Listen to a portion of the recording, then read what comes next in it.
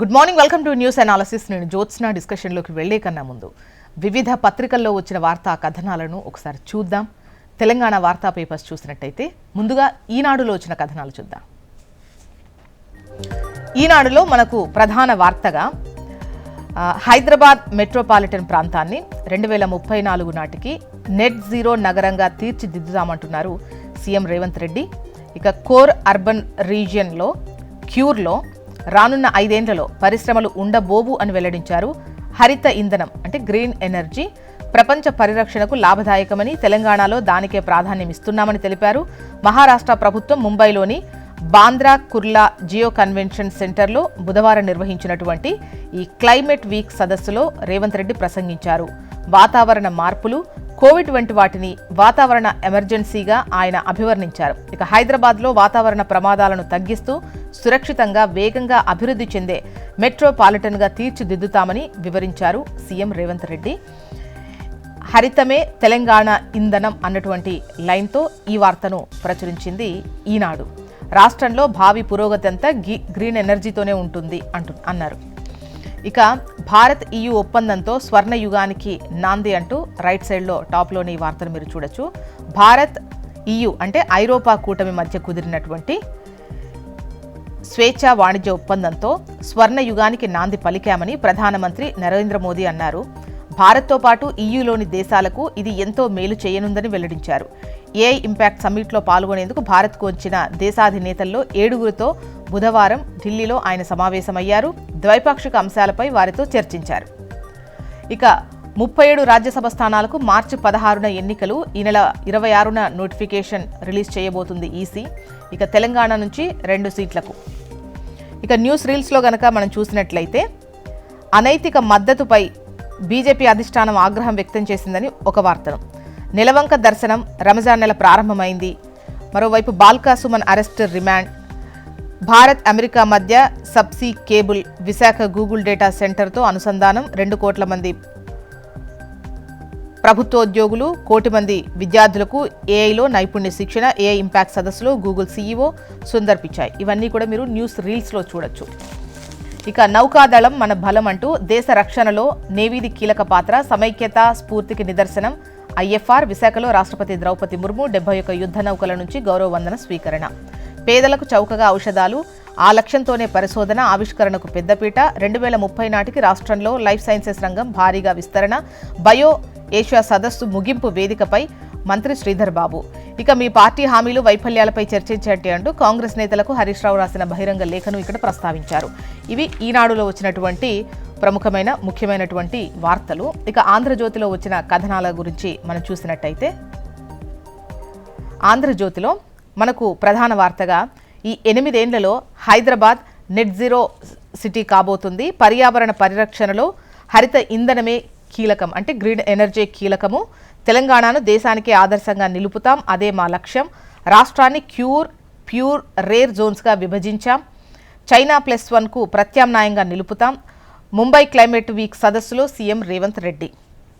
Next నమస్తే తెలంగాణ. నమస్తే తెలంగాణలో వచ్చిన కథనాలు చూస్తే ఇక్కడ మనకు బ్యానర్ ఐటంగా అధికార దాహం, అరాచక పర్వం అంటూ బరి తెగించిన కాంగ్రెస్, బాల్కా సుమన్ అరెస్ట్ అంటూ బాల్కా సుమన్ అరెస్టుకు సంబంధించి ఈ వార్తను హైలైట్ చేశారు. అయితే కేతన్పల్లి మున్సిపాలిటీ పీఠం కోసం దౌర్జన్యం, కాంగ్రెస్ నేతల రాళ్లదాడి, బీఆర్ఎస్ నేతలపై కేసు, ఆదిలాబాద్ జైలుకు సుమన్ 14 రోజులు రిమాండ్, బీఆర్ఎస్ శ్రేణుల ఆందోళన, పోలీసుల లాఠీచార్జ్. దాడుల సాకుతో మరోసారి చైర్మన్ ఎన్నిక వాయిదా, నిర్బంధాలు విధించిన కేతన్పల్లి బంద్ సంపూర్ణం.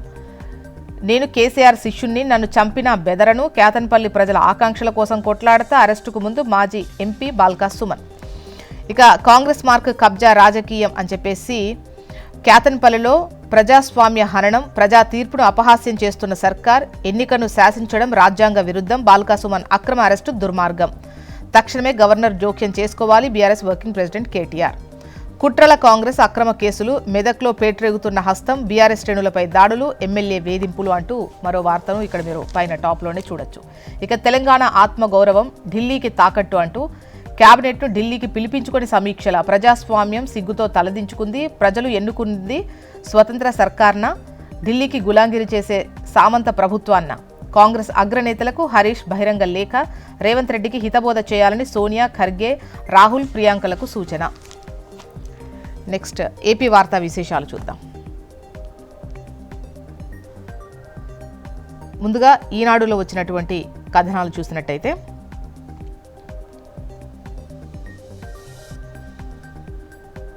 ఇక్కడ నిన్న ప్లీట్ రివ్యూ స్టార్ట్ అయింది కదా, సో ఆ వార్తని ఇస్తూ నౌకాదళం మన బలం అంటూ దేశ రక్షణలో నేవీది కీలక పాత్ర, సమైక్యతా స్ఫూర్తికి నిదర్శనం ఐఎఫ్ఆర్, విశాఖలో రాష్ట్రపతి ద్రౌపది ముర్ము. 71 యుద్ధ నౌకల నుంచి గౌరవ వందనం స్వీకరణ. ఇక భారత్ అమెరికా మధ్య subsea cable, Visakha Google data సెంటర్తో అనుసంధానం, $30 million AI science impact challenge, 2 కోట్ల మంది ప్రభుత్వ ఉద్యోగులు, 1 కోటి మంది విద్యార్థులకు ఏఐలో నైపుణ్య శిక్షణ, ఏఐ ఇంపాక్ట్ సదస్సులో గూగుల్ సీఈఓ సుందర్ పిచాయ్.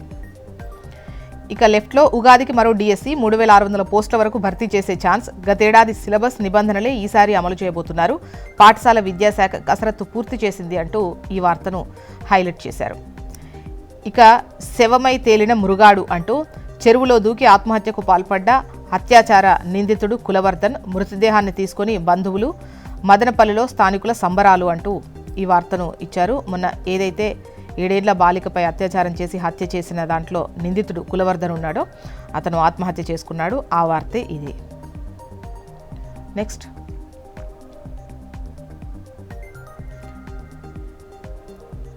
ఆంధ్రజ్యోతి, ఇక్కడ పైన టాప్లో చెరువులో శవమయ్యాడు అంటూ బాలిక రేపిస్టు కులవర్ధన్ ఆత్మహత్యకు సంబంధించి వార్తనిచ్చారు. ఇక భలా నావీ అంటూ విశాఖ తీరంలో అంతర్జాతీయ నౌకాదళ సమీక్ష, ఇది బల ప్రదర్శన కాదు స్నేహానికి ప్రతీక అన్న రాష్ట్రపతి ముర్ము. ఇక వివరాల్లోకి వెళితే ఐఎఫ్ఆర్లో పాల్గొనడం గౌరవంతో పాటు ఆనందాన్ని ఇస్తోంది. సురక్షిత సముద్రం సమృద్ధి భారత్, సురక్షిత సముద్రం సమృద్ధి భారత్, ఇదే భారత నావీ లక్ష్యం. సముద్ర భద్రత, ఉగ్రవాద నిరోధం, సముద్ర దోపిడీ నియంత్రణ వంటి అంశాల్లో దేశాలు పరస్పరం సహకరించుకోవాలని పిలుపు. 2 గంటలకు పైగా సమీక్ష, ఆకట్టుకున్న INS Vikrant, governor Nazeer, CM Chandrababu, deputy CM Pawan హాజరయ్యారు. నేడు విశాఖకు రాజ్నాథ్, మిలాన్ 2026 ప్రారంభం. నెక్స్ట్ వేగంగా పట్టాలెక్కాలి అంటూ త్వరితగతిన ప్రాజెక్టులు కార్యరూపం దాల్చాలి, స్పీడ్ ఆఫ్ డూయింగ్ విధానమే ప్రాతిపదిక, అధికారులు నిరంతరం సంప్రదింపులు జరపాలి. గూగుల్, ఆర్సెలర్మిట్టల్, బీపీసీఎల్ వంటి మెగా ప్రాజెక్టులకు అడ్డంకులు లేకుండా చూడాలి. సెమీకండక్టర్ ప్రాజెక్టులకు ప్రోత్సాహాలు, పెట్టుబడుల సాకారంపై నిరంతరం దృష్టి. ఇక ప్రతి నెల ప్రాజెక్టుల పురోగతిపై సమీక్ష, ఎస్ఐపిబి సమావేశంలో సీఎం చంద్రబాబు. నెక్స్ట్